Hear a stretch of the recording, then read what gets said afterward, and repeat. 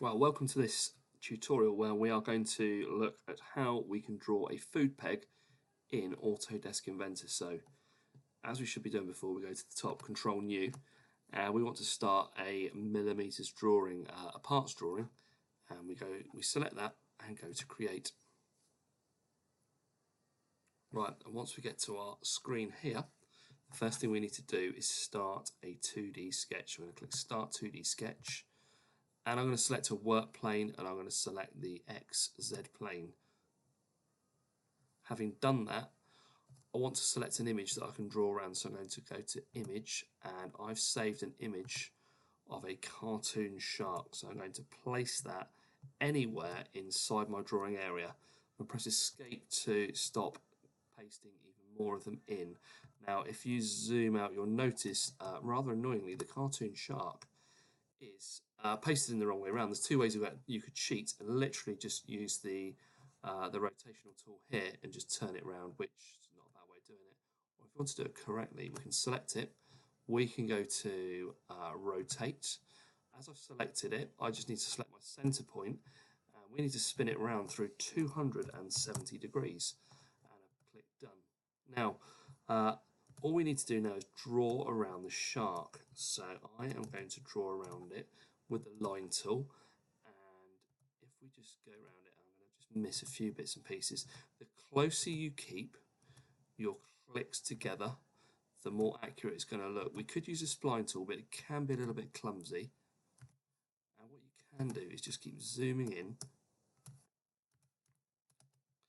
so that you can be as accurate as possible. And it's just trying to pick up on a point that I don't want to place it on.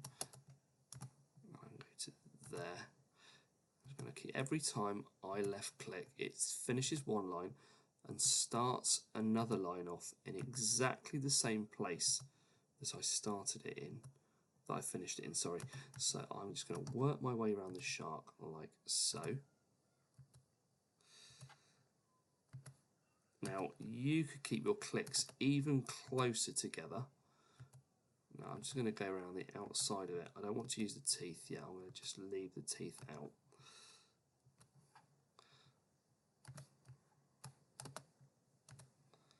And I'm going to leave that part of the fin out as well. And I'm just going to work my way around.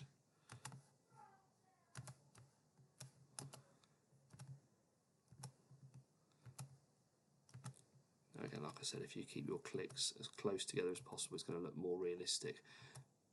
As you don't want to watch me go around all of this really meticulously, that's gone a bit wrong there. So that's okay. I'm just going to select that line there and select that line there and delete it. Just select it, press delete.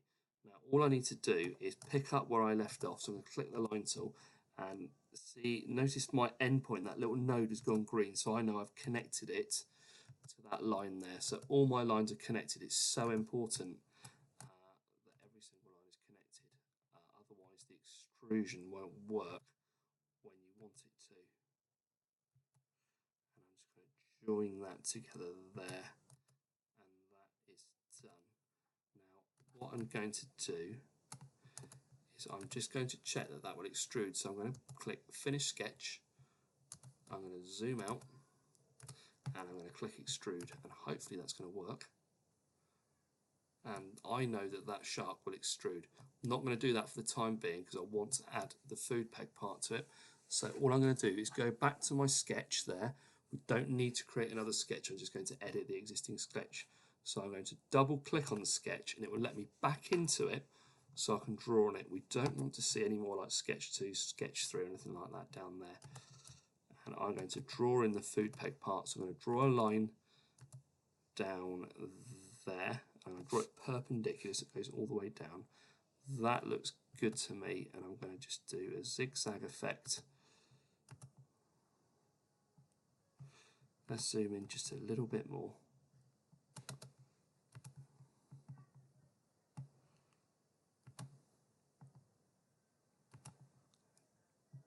Just a rough zigzag. You could take your time to get it more accurate. I am good with this as it is. I'm going to draw. I'll finish that part there. Now, what we want is the other side of this to look exactly the same. So we could try and draw it, or we can use another tool in here, which is very, very good, and it will help us to mirror it. So I'm going to draw my line of symmetry there, and I'm going to select what I want to mirror. I want to mirror all of this part here around that line. So I'm going to take, no I'm not, I'm going to select that line.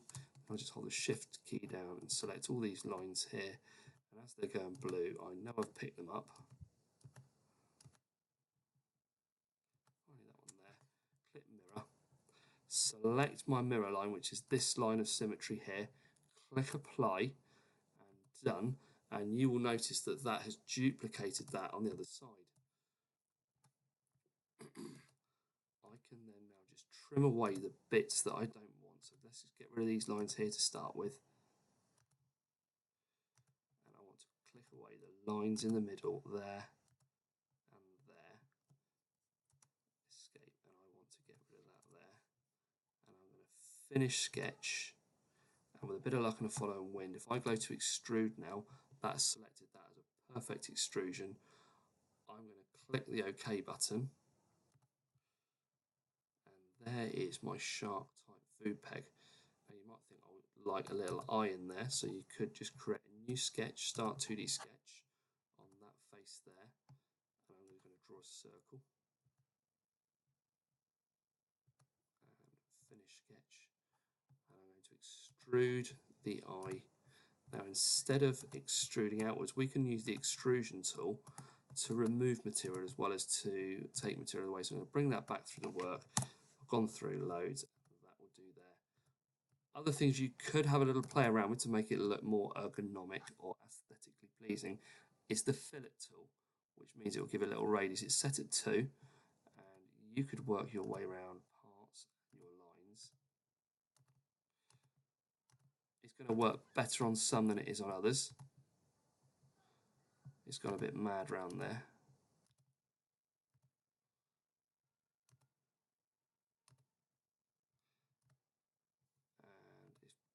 More edges. I didn't like that, but have a play around with it and see what would work and what wouldn't. It's going to work better on some than some on others.